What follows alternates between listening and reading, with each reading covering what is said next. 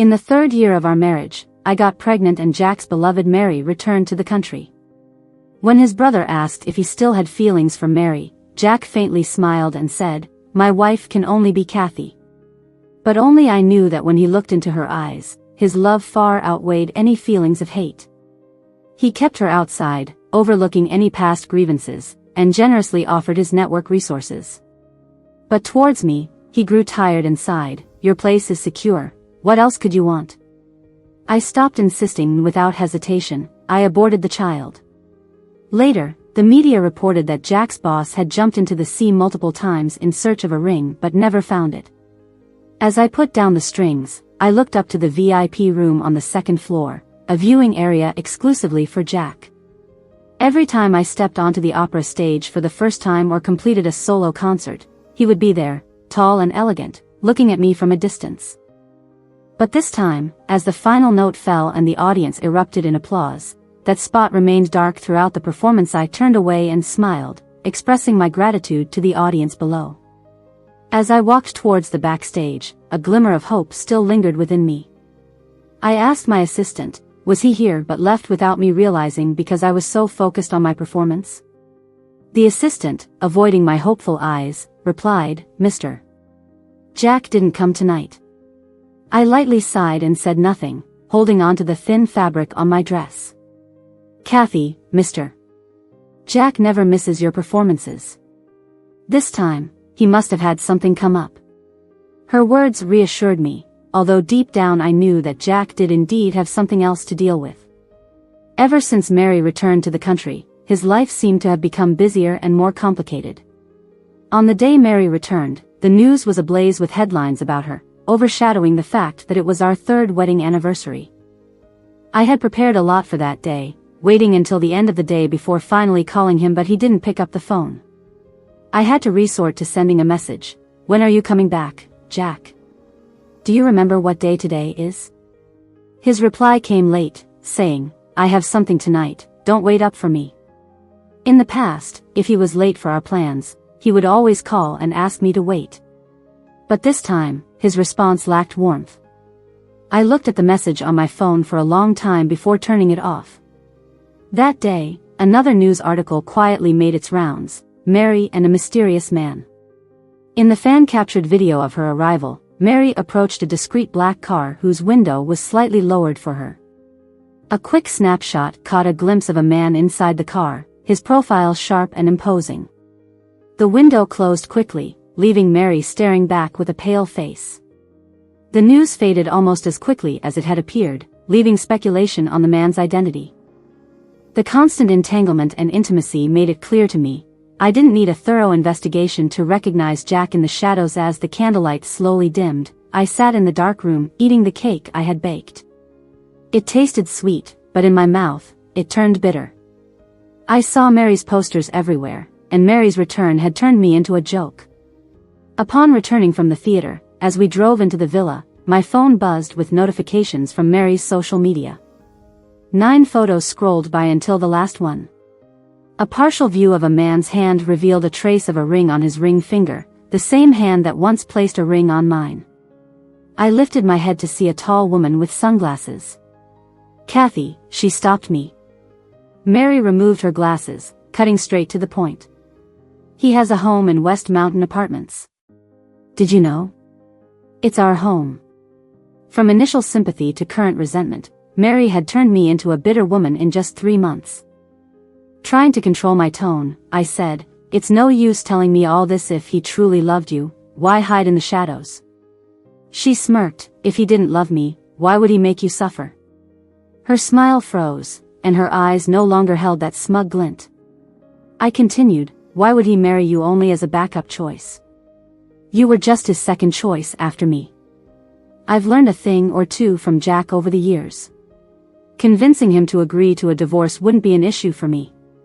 As I finished speaking, the gates suddenly opened, and Jack stepped out of the car, his face cold, eyebrows furrowed. He ignored Mary's soft calls, heading straight towards me, his hand gripping my waist. "Kathy," Mary's face paled as she spoke. Jack firmly held my wrist, not letting me struggle, and said to Mary, "Do you take my warnings as mere whispers?" He signaled the guards, escort her out. Back in the car, I watched Mary struggling and pulled my hand away from Jack. Aren't you tired of this performance, Mary? How many times does she need to regret her mistakes before you're satisfied? Exhausted, I sighed. If you can't let her go, let's end things amicably. Jack pinched his cigarette case and said with a smile, Kathy, don't be mad at me. I gripped my sleeve tightly and whispered, I'm not angry. I just realized that what I thought was pure love has now been tainted. He chuckled, arms crossed, and closed his eyes as he reclined, saying, What more could you possibly want? His voice was emotionless and weary. Kathy, if you just behave yourself, we can be together for a long time. But Jack, I don't want to be with you for a long time. From the first day I was by Jack's side, I knew about his past with Mary. Their breakup was nothing but a few common worldly constraints. He had nothing to offer besides his intelligence and looks. Back then, a young man with just passion. She wanted resources and connections that he couldn't provide, so she didn't want to stay with him. The most embarrassing thing was to leave quietly without a word and disappear far away. He resented her for hitting him hard when he was at his lowest. He also resented her for leaving decisively, not willing to bow down to him. And now, times have changed, Mary probably couldn't imagine. The poor boy she once despised, who has now succeeded and is in power. On the day Mary returned, their mutual friends asked Jack in the group chat, Jack, what do you think now that Mary is back? The next second, Jason in the group directly mentioned the person speaking, Are you crazy? He's already married, why are you causing trouble here? Ignoring him, the person continued to ask, Jack, do you still have feelings for Mary? After all, you loved each other once. It's all in the past. Now that she's back, make sure not to meddle. I recognized this person, James, who had always admired Mary. It seemed he wouldn't give up until he got a confirmation from Jack, so he kept asking. Finally, after a while, Jack nonchalantly replied, What's it to me? Can't just anyone drag stuff in front of me now? While these words seemed indifferent, anyone who knew him well could tell that this usually cold-hearted person was showing emotions in that moment. Then, he said jokingly, My wife is still here. Are you trying to get me beaten up if I go back? The group fell silent immediately, and no one dared to speak a word again. The lover and the substitute, such a common combination. No one would believe that I was Mary's substitute because we had nothing in common. I had only met a few of Jack's friends after being with him. During one gathering, he held my hand and went out for a smoke. His friends openly stared at me, commenting, Jack's new Mary substitute? That doesn't seem right. Is there something about me that I don't know? I looked at him sharply, and that was the first time I heard about being a substitute. Later, Jack didn't say anything after hearing these words from somewhere unknown. Several days later, a handsome man approached me at the window, his eyes like gemstones, as the rain touched his face and the wind blew away the smoke from his fingers. He put the half-burnt cigarette in the hand of the person who spoke earlier, causing a scent of burnt flesh to spread, all while keeping a straight face, saying, If you can't talk, then shut up. If it wasn't for your family's sake, I would have shoved this cigarette into your tongue by now. The man apologized nervously as he sweated. I stood dazed in his arms, feeling uneasy. Jack looked down, pinched my cheek, and said, No one is a substitute for anyone. I can tell the difference. Kathy is just Kathy. Kathy is Kathy, and Mary is Mary. No one is a substitute for anyone. Perhaps he just loves Mary more than me. That's all. In the first month of Mary's return, I ran into her with Jack at the Cloud Club wearing a white dress, with a delicate face and melancholic eyes. She was the former popular actress. After years of being away, she returned to only play a supporting role, smiling and serving wine. Amidst the noise and laughter, she stood fragile like a flower in the wind, evoking sympathy. Mary, to eat this meal, had no choice but to bow down. It was just a little game, a means to please the people at the table to gain favors. An ill-intentioned chuckle echoed. I looked at Jack beside me, whose jaw was tensed, and he met my eyes. He placed a hand on my waist and moved forward smoothly without a word. James's gathering is really lively, I wonder if my wife and I have the honor of joining." He entered uninvited, his cold voice filling the room with silence. Over the crowd, a flustered Mary looked at Jack, who avoided her gaze and showed no reaction, guiding me to the main seat. Everyone was respectful, offering drinks, compliments, and lighting cigarettes. As no one noticed Mary in the corner anymore, I lowered my head, feeling uncomfortable, straightened my back, and sighed internally. That hand on my waist tightened repeatedly, almost crushing me, yet he remained nonchalant, his veined hand almost breaking me. That night, we did not say a word to Mary from beginning to end. Some busybodies approached, and Jack's smoking hand trembled. The next moment, he lazily joked, "Blind? My wife is sitting here. Doesn't she see?" The person caught my gaze, awkwardly smiling. As Mary left, still with her head down and arms crossed, alone in the room, those people, unusually respectful, apologized to her, saying, "Mary, this whole act is tailor-made for you." I looked back, her dark eyes stubbornly fixed on Jack's back, seeking an answer.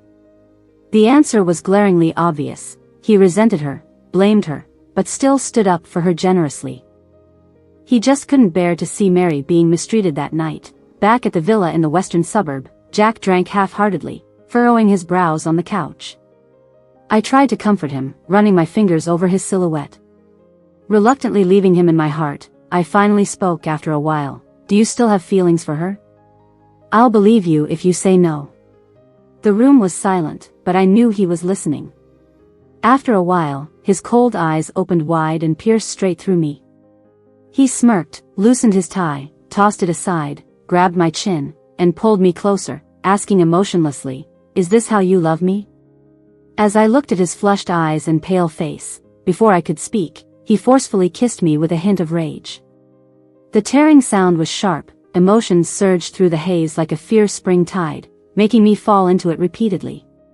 He bit my shoulder fiercely, drawing blood, his eyes turning even redder. "No one else can do what my woman does. As long as you behave, no one can threaten your position." I covered my eyes with my palm, tears slipping through. In the depths of passion, I whispered through clenched teeth, "I love you so much, so much." I couldn't let go, so I had to use all my courage to bet it all on him. A gamble to erase the lingering embers in his heart. But love always dislikes gambling because it's hard to control emotions. It will make you suffer until you see clearly. I thought Mary was Jack's past. But reality is cold and cruel, always finding ways to tell me. In matters of the heart, some people, once turned back, can never move forward. The second month after Mary returned, Jack went on a business trip. In the early hours of the morning, I received a call from an unknown number. It felt like a sign, so I didn't hang up. After a while, I heard a hoarse female voice asking slowly, would you divorce?" There was a long silence. I gripped the phone tightly, trying to fool myself into hanging up, not wanting to hear the answer. Finally, Jack's indifferent voice came from the other end. "Are you even worthy?" The call ended, and that night, I sat alone in the empty villa until dawn. Before Mary went abroad, I saw a message on Jack's phone from an unknown sender. "You said, no matter when I turn back, you would still love me. Does that still count now?" He didn't reply to her message, but everything he did told her that it still counted. Mary had been back for only 3 months when Jack personally intervened, handing her over to top broker Mindy to pave the way for her. The second opportunity, a major project assigned by the publicity department where many top stars were vying for a chance to appear, Jack effortlessly handed it to Mary. He's always generous, isn't he? When I met him at the age of 18, his eyes were filled with resentment, and by his side was a violin stained with oil in the magnificent hotel lobby, with its affluent guests. One of them with greasy hands was hit by me, causing him to bleed. He cursed, "You damn bitch, how dare you hit me?" I looked up, anger flashing in my eyes. "I'm just a part-timer, you have no right to touch me." I didn't know that I had hit the heir of the group, who could easily make my sick mother and me penniless with a snap of his finger. When no one dared to stop his anger, Jack, in a black coat, walked past the revolving door, and his lazy gaze coincidentally met mine. At that moment, it seemed like the fountain, the pedestrians, the flowing music all stopped, leaving only the two of us, one unattainable, the other obstinate and proud. Two parallel lines that would never intersect, but at the moment he turned the corner, they could no longer remain unrelated. No one knew what he saw in his mind when he saw me that moment, deciding to stay, but he saved me, and I climbed out of the mire onto the road of stardom, becoming famous and earning a lot of money, enough to extend my mother's life by 3 years. At first, he would occasionally have his mentor Mindy pick me up to have a meal with him. I would always be nervous, cautiously addressing him as boss. Then one night, when he couldn't sleep, in the dim room, exhausted and vacant, he patted the spot next to him. "Come here." Initially, I thought he was invincible, capable of anything. Until the second year, when his company was ambushed by rivals, on the brink of a reorganization. Drunk, with a smile in his eyes, he casually said, "If you want to leave, go ahead. I'm about to become a poor bastard again, not worth you staying." He appeared to smile, but exuded despair all over him. At that moment, he probably didn't even know he was afraid. He was afraid of being abandoned again. I lowered my head, took out a bank card from my bag and handed it to him. I sold all the properties, jewelry, and assets he had given me over the past 2 years, along with my own earnings, totaling nearly 50 million. The room was dimly lit, and the night was urging. I looked up at him and whispered softly, "Don't be afraid, even if I have to start over with you." His smile froze, the last of his cigarette burnt out between his fingers. After a while, he lightly tossed the card into my bag, crushed the cigarette with one hand, and grabbed my neck with the other, kissing me fiercely.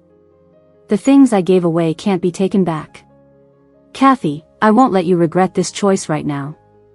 Later, I stayed by his side, witnessing him drinking until he bled from his stomach for entertainment. I also saw him stay up all night to plan for the next steps of the company. There was a persistent client that was hard to win over, hearing that he was under his wife's thumb. So, I started with his wife, who enjoyed making things difficult. She asked me to shine her shoes, and I obediently knelt down to do it for a whole month, which ultimately led to a serious knee injury, but she was pleased and accepted my request with a smile. After Jack found out, he played with my fingers, his eyes showing emotions I couldn't decipher. He held me tightly in his arms, resting his chin on my shoulder, and didn't say a word. After that failure, he moved faster and more steadily in business. Today, the scale of the group is no longer what it used to be. But during those years with him, the thought of marriage never crossed my mind. One day, he got drunk and asked me casually but coldly, "Would you marry me?"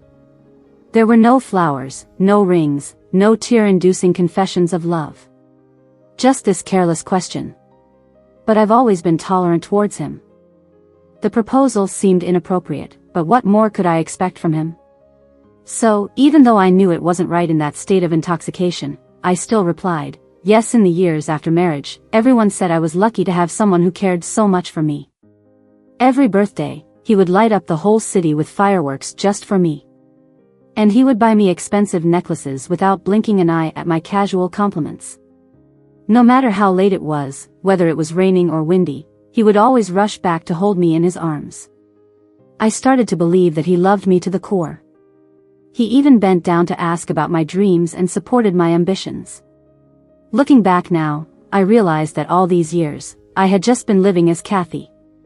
On the day Mary's new play ended, I sat alone in the cold hospital chair holding a pregnancy test result, a child at a most inconvenient time. I struggled to hold back tears and tried to compose myself. Each scene in my mind was a play he had acted in. Those acts of love I thought were deep. "Kathy, have a child, and I will treat them well," he once said. Even during rough nights, he would place a cushion under me. He must have also desired a child once, but now even this child became a joke. As I returned home, I folded the pregnancy test result with 7 weeks pregnant written on it, showing a barely visible embryo slowly growing. I put the report in my bag and looked in the mirror, adjusting my hair. The reflection showed me with bright lips, arched eyebrows, and eyes like pools of water. In our closest moments, he would plant kisses on my eyes, saying how much he loved them. At Jason's birthday party, after the grand celebration, he dragged someone at the door, wearing gray pants and a simple sweatshirt with wild and rebellious navy blue hair. He was a year younger than me and first introduced as Jack's little brother. He grabbed a handful of hair and impatiently said, "When did I tell you to call her Mary? Are you crazy? Why call her that on my birthday?" I handed him his birthday gift with a gentle smile. Happy birthday. Instead of taking the gift as he usually would, he closed the door behind him first and then looked at me. "Kathy, you." A hint of hostility flashed in his eyes, and I calmly said, "Take me inside." The room fell silent the moment the door opened. I saw Jack sitting at the end of the sofa with a drunken demeanor, his eyes closed. Beside him, Mary was pouring water, and when she saw me, she shook, spilling water on her thin skirt with a small gasp. Someone coughed loudly, announcing my arrival, and Jack opened his eyes, nonchalantly pulling me into his arms. "My wife, Kathy." He never bothered with public displays of affection. I glanced at Mary, noticing her distressed expression and feeling a pang in my heart. Only she could push Jack to this extent. I challenged him one last time, saying, "If you ask her to leave, I'll pretend nothing happened." Mary paled, looking pitiful. He dismissed my words with a click of his tongue, showing indifference. He knew Mary despised me and made indirect provocations, but he just didn't care. Finally, I broke free from his grip, stood up, and walked away without looking back. I faintly heard Mary complaining as I left.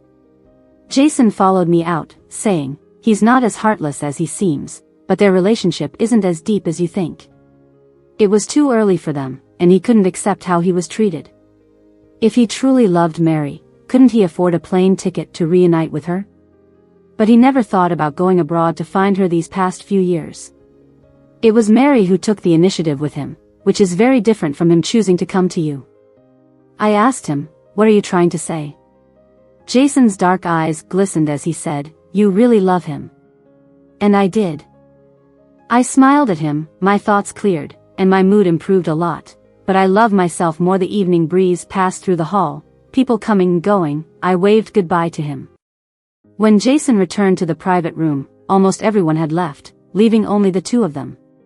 He gave Mary a cold look and said, "Aren't you leaving yet?" Mary grabbed her purse and didn't dare to stay any longer. This second-generation rich kid was not someone to mess with. Jason grabbed Jack's tie and stared at him fiercely. "You're out of line. What do you mean by this? What do you take Kathy for? You openly cheat on her, everyone knows about it. Have you lost your humanity?" Jack opened his eyes, gazed at him in a daze. He pushed Jason away, pulled his tie and said with a dry mouth, "What's it to you?" Jason kicked the table leg and said, "If you can't let go of Mary, you should tell Kathy. She would understand. Fulfill your love, right?" Jack chuckled. "How do you suppose I do that? Get divorced?" "Jason, do you think I don't know about your feelings for Kathy? All these years you've been faithful to her. Why? Are you waiting for the day she divorces me?" Jason stood up, looked at him coldly. "Do you know that I knew her before you did?" Watching him walk away, Jack laughed softly and lazily. "Kathy will only be my wife in this lifetime. We can't get a divorce, Jason." The next day, there were suddenly many reports online about Jack and me. They were all saying that our marriage was in trouble and we were currently negotiating a divorce. Not sure who leaked the news, it was detailed and convincing, even I believed almost 80% of it. Even photos of my visit to a private hospital were taken, explaining that I was undergoing fertility treatments due to infertility issues. Amidst these reports, Mary's social media suddenly posted a vague post, "Good things are worth waiting for." For an actress, meddling in someone else's marriage could lead to ruin. She is not that reckless. Surprisingly, the company that had never intervened in any of Jack's private scandals posted a statement on their official account, quickly debunking the rumors. There will be no divorce. She is the only one in his life. The most vocal marketing accounts fell silent quickly as Jack directly shut down the companies behind them. At night, he rarely came home. His shirt was untidy, tie loose, a suit draped over his arm. Seeing me on the sofa, he sat down, spreading his legs as if nothing had happened, and cheerfully said, "Up so late, waiting for me?" Cocking his head, he pondered for a moment. "I've handled all those rumors. The media nowadays just spread lies. Don't worry about it. I'm not divorcing you." I pulled my shawl closer, sank into the sofa, and whispered, "It's not a rumor." Jack absent-mindedly pinched his brow between two fingers, paused upon hearing that, and asked, puzzled, "What?" I looked at him, shrouded in dim light, my gaze tired. This man bears the relaxation and confidence from his power and worldly games. But this confidence was not innate, it was hard-earned. In his life, if love was calculated in fractions, it amounted to about 1 in 10, pitifully lacking. I pointed at the glaring documents on the table. "Jack, let's get a divorce." His thoughts seemed to slow down, and it took him a while before mechanically turning his head to me, smiling expressionlessly. "Do you want a divorce? Kathy, do you know what you're saying? Are you willing to give up your future and dreams for a divorce? You wanted to be a papa." I added for him, Paganini. The Italian Paganini violin competition's gold medal was considered the highest award in international violin artistry. My heart, which had already grown cold, throbbed with bitterness once again. How ironic, he used my dreams as leverage, yet he couldn't even recall my dreams. He sighed heavily, using his soothing tone. "Yes, Paganini. Kathy, can you bear that?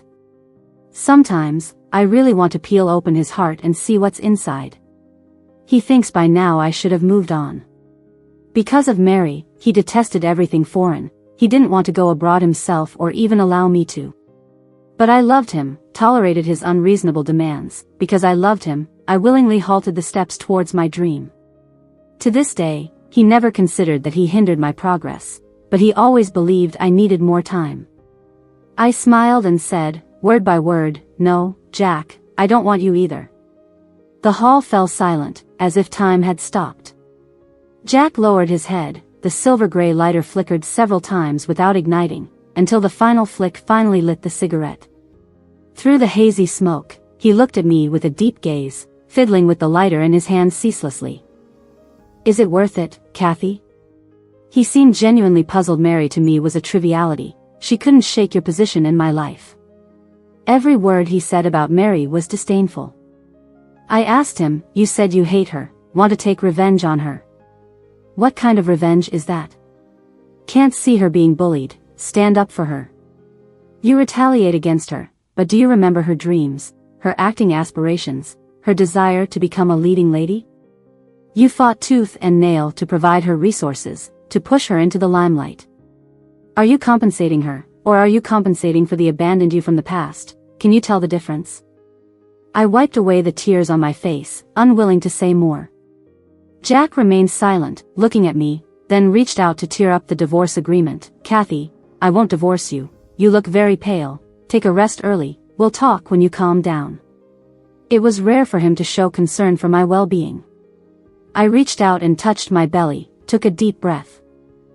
I placed the pregnancy test report in front of him. Jack's pupils visibly dilated. He even seemed to hold his breath for a moment. He was somewhat incredulous, his right hand covering mine, his eyes filled with surprise. "Why didn't you say earlier? We're not prepared at all. The doctor wasn't even around. I'll have a medical team follow you. And we'll need a couple more housekeepers to take care of your nutrition." He was a bit flustered. I looked at his surprised and panicked expression, suddenly overwhelmed with sorrow, tears falling one after another. "It's too late, it's no use. Do you like it?" Tears brimming, I smiled at him, like a calm lunatic. "I've had it aborted. You're not worth me having a child for, Jack.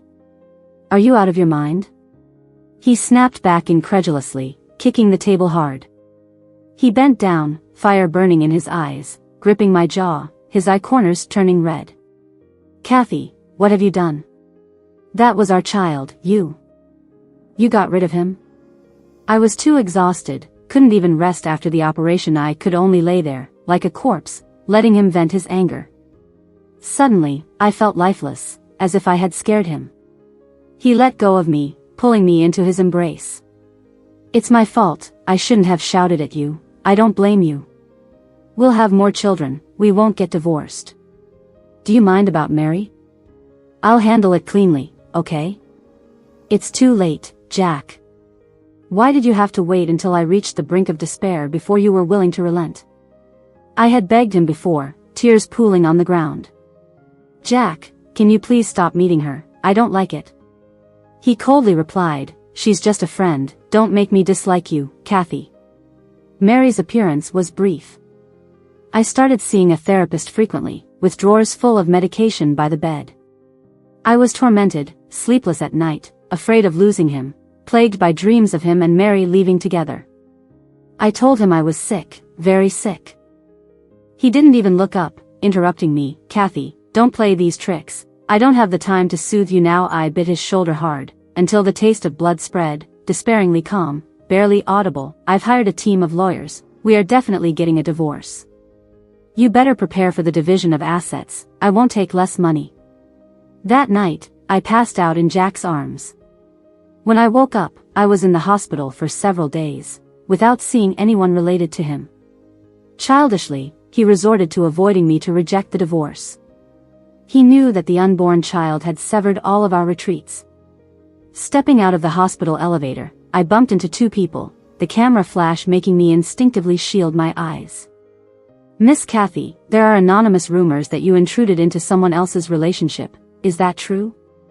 I heard that you swooped in while Mary was abroad for further studies and had a conflict with the chairman of the Jack group, becoming Jack's wife. Is it true that you visit the hospital every day because you can't conceive? Mary and Mr. Jack used to be lovers. You, as an interloper, took over her position when she returned. Do you feel shameless?" I glanced silently at her nameless work badge, obviously written by someone. She dared to bring such flawed stories to the media so brazenly. I feigned embarrassment, evading, asking, "Who said that?" That person seemed to have caught the truth, getting more excited. After a short delay, my bodyguard finally drove them away. Sitting in the car scrolling through my phone, not even half an hour passed before a marketing account with only a few hundred followers released an interview video. In the video, I seemed evasive, looking like someone caught with a weakness, too scared to face it. In just a few minutes, Mary's fans flooded the comments section, defending her, feeling indignant for her. If it wasn't for this woman sticking her nose in, Mary and that big shot would have lived happily ever after. I heard Mary doesn't need to socialize in the industry, so the big shot can't get over her, quietly supporting her from behind.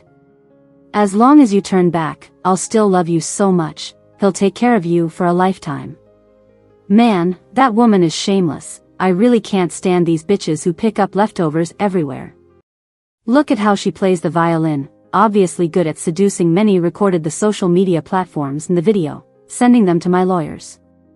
Initially, I just wanted a quiet divorce, but Jack's tough stance made it challenging.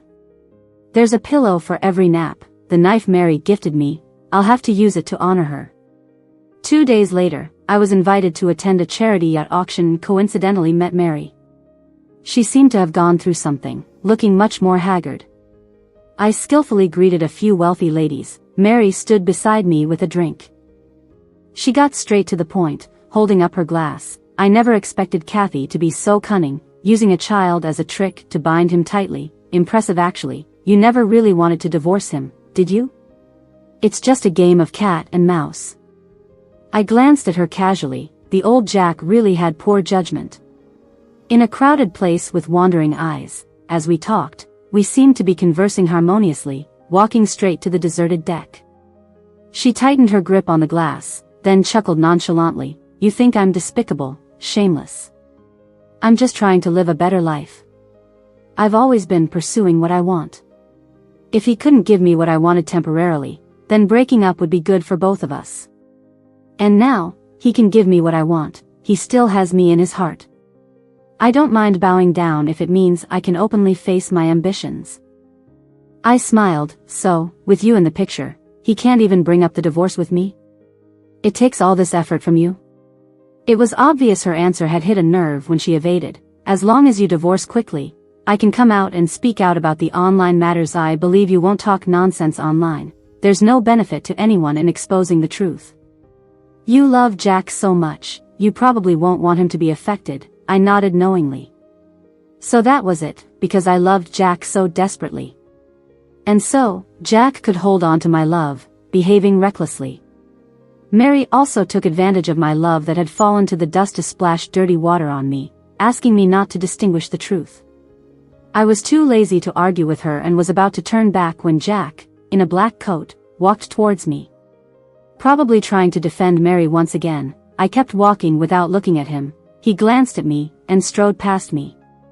The next moment, I heard Mary scream behind me.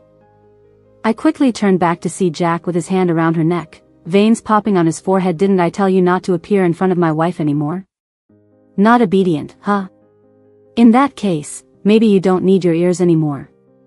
Mary, struggling to speak while being restrained, said, Jack, we just bumped into each other. I didn't mean to. Please, don't.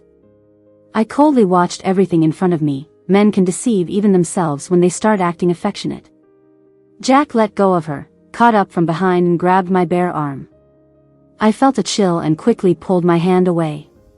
You wanted to go see the glaciers before. Once I'm done with these days, I'll take you. Is there anywhere else you want to go? You say it, and I'll accompany you. I stopped and looked at him, deadly serious. From now on, wherever I want to see the sea, feel the wind, go the way, over mountains and waters, the world is vast and free, I'll go by myself. And between us, there won't be a future anymore. He tightened his fingers, his voice hoarse and trembling. Is this the only way left between us? Am I so unforgivable? You know, between me and her it doesn't matter anymore. I interrupted him. Whether you had anything with her, whether you love her, it doesn't matter to me anymore. Because, I don't care anymore. You're just saying things in anger. He stared into my eyes, trying to find a loophole, but my unapologetic gaze made him not dig deeper. He avoided my eyes. What should I do for you to not divorce? By now, the yacht had slowly approached the shore, still a distance from the harbor. I took off the ring in my hand, a simple ring. He put it on me himself, with his name engraved on it. Right in front of him, without hesitation, I threw the ring into the sea. After a while, I said to him, if you can retrieve the ring, I will agree. Any sensible person would know that this was an impossible task. But he grabbed it like it was his last straw, took off his jacket, pulled me to the deck, asking me not to leave, saying he would find it after speaking. He jumped into the sea without hesitation, diving in fiercely, resurfacing a while later, then disappearing again. This repeated a few times, causing a commotion and attracting a crowd. Many journalists present smelled the scandal and started writing and fabricating. When I looked up, Mary was pale, looking at me with unwillingness and disbelief. As for me, after taking one last look at the calm yet turbulent sea, I turned and left. He didn't want a divorce, kept begging me, asking me to change my mind. Was it really because he loved me? No, it wasn't. He was just used to the fact that I loved him, used to having someone love him wholeheartedly, unconditionally, and fill his entire being with love. But any time I turned back, something like Mary's incidents would repeat. Because, he always loved himself the most. I opened my social media platform again, only to find even my alternate account was being exposed and on the hot search list. Jack, the man who jumped into the sea for love, dominated the trend. These media people really have a knack for coming up with names. And the next moment, the topic subtly shifted to Mary and appeared on the hot search list. The top headlines were all my PR team's work, spending 2 days and nights on all the counterattacks. They dug up Mary's life tracks inside and outside the country, made clear about the things between me, Jack, and her. Even Mary's past in foreign countries, getting involved in the casting couch, and drug abuse were revealed one by one. From being envious of the poor and loving the rich, interfering in others' relationships, each of these accusations was enough to ruin her reputation. In an instant, public opinion changed. Her agent tried to save that important role, and came to me overnight. I asked her to apologize to you on social media. Would you please say a few good words for her? Can you do that? I didn't want to make it hard for her, pointed to the door, signaling for the guest to leave. Tell me which part of it is untrue. I will apologize to her for you. Mary's reputation took a deep dive, even being blacklisted by the official media for her past drug use. These rumors also caused some turbulence for Jack's group, but the internal PR team responded quickly and managed to calm the situation. As for Jack, he resisted the idea of divorce. Unfortunately, my legal team had already submitted all evidence of his infidelity during the marriage to the court. going in and out of the apartment and hotels together, giving away shared assets to a third party without permission, unwillingly or not, he had to agree. As he signed the divorce papers, Jack, holding the pen, hesitated to look up. When his mind was uneasy, he liked to pinch the tips of his fingers. The years he spent climbing back up from the rock bottom, he spent countless nights leaning on my shoulder, pinching his fingertips all night long, seeing me taking the divorce agreement and getting ready to leave. He stood up in panic, awkwardly trying to persuade, "Kathy, you'll regret divorcing me." And he will never regret it. I smirked, didn't say another word. Epilogue. At the age of 28, Kathy finally boarded the flight to Genoa, Italy. Jason saw her off at the airport, his dark eyes closely following her figure. There were many things he wanted to say, but in the end, he just asked her if she could give him a farewell hug. Kathy smiled and gave him a big hug without hesitation. The only thing he could get was an embrace given under the pretext of courtesy. Carlo Felice, a solemn ancient theater. The audience in the seats gazed at the girl in the center of the stage, in a pure white chiffon gown, with her dark hair in a low bun. She looked like a princess from a distant and mysterious east as the bow touched the strings and the melodious notes flowed, sometimes like running water, sometimes like a spring breeze, almost immersing people in it. The Eastern man sitting in the audience, with a stern face and a cold demeanor, watched her without blinking. When Jack found out she was going abroad, he followed her without hesitation. Only at this moment did he realize that he had once choked the bloom of a flower. Thunderous applause erupted, the whole world applauding her bloom. He finally heard them call her the daughter of Paganini. She was the only woman to receive this honor so far. Only now did he see how close she was to her dream. Jack didn't dare to think further, perhaps only he would regret. After the performance, he rushed to the backstage, but Kathy was already gone. He tried all his local connections, but she seemed to have vanished suddenly. Jack realized he couldn't find Kathy and started to panic. After staying in Italy for a whole month, he had to return home. He pressed Jason for Kathy's whereabouts. But obviously, he wouldn't say. He just said, "Serves you right." Yes, he served it right. For the next several years, Jack never saw Kathy again. But her footprints spread worldwide, from the Golden Hall in Vienna to the Lincoln Center in New York, and the Royal Opera House in London. She and her piano traveled the world. Yet she always intentionally avoided him, often leaving for the next place before he arrived. Until that day when his emissary brought the news that Kathy was in Palau. He saw her, her hair had been cut short, her skin tanned, and she smiled more. She looked at him, devoid of resentment or nostalgia. Jack was unwilling to accept it, wanting her to still love him. Until he saw that ring. He raised his hand and tapped on the ring on her ring finger, not the ring they used to have. His eyes almost welled up with tears as he stubbornly asked, "Why are you wearing the ring here?" Kathy looked at him, smiled, and remained silent. Jack walked away, his figure lonely, his back slightly drooping. Maybe he wouldn't try to find her again, Kathy sighed, taking off the ring and putting it in her pocket absent-mindedly. She thought, perhaps she wouldn't need to avoid him on purpose anymore. In the following years, Jack indeed never deliberately sought news of Kathy. No one knew when he discovered the pile of medicines in Kathy's bedside drawer. No one knew the emotions he felt when he saw those medicines.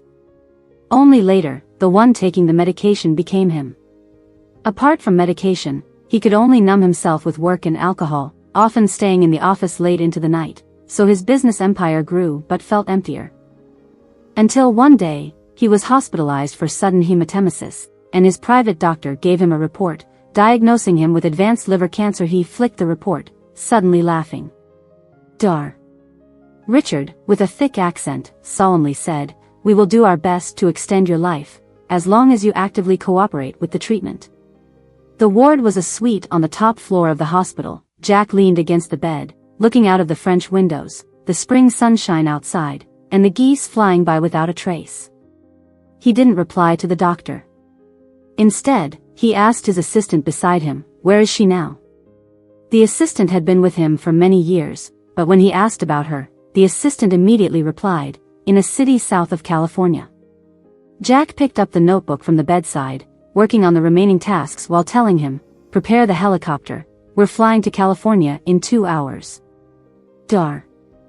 Richard frowned. He knew his boss had once had a wife he deeply loved, and this her was that lady he deeply loved, but he still found it hard to understand. "You are not fit to fly now. You must accept treatment immediately, or you will die soon." Jack looked up at him and smiled. "She's always on the move. I'm afraid that in a little while, I won't even be able to get out of bed. I have to go see her one last time to be at peace." When the plane entered California, it was already late at night. Jack closed his eyes, clearly exhausted, but the pain in his body made him unusually alert. With this clarity, he slowly mulled over in his mind, thinking about what to say as soon as he saw her. Or maybe, just a look would suffice, no need for words. The quiet cabin suddenly shook, and everyone was caught off guard. Jack opened his eyes, gripping the armrest tightly, staring out the porthole, looking in the direction where Kathy was. At that moment, he suddenly realized he had something he really wanted to say to her. Kathy had been staying in a small town in California at the time. Her landlord was an elderly grandmother who liked to turn up the volume of the radio every morning. As she walked downstairs, she faintly heard the radio reporting that a private helicopter from Shanghai, China, had crashed in California. Kathy suddenly stopped in her tracks. The words Shanghai, China kept appearing in her mind. She sighed, realizing that accidents and tomorrow never know which will come first. At that moment, after being away from her homeland for many years, she suddenly wanted to go back to Shanghai, back to the land where she grew up. Then her phone rang, and a message popped up. Around 5:12 local time, the well-known entrepreneur Mr. Jack, on a private helicopter heading to California, unfortunately crashed. As of 10 a.m. local time, no survivors have been found. Kathy sat down slowly on the staircase, clutching her phone, a hot tear falling onto it. She wiped away the tear, then turned to look out the window. The California sky held on to the memories of the departed.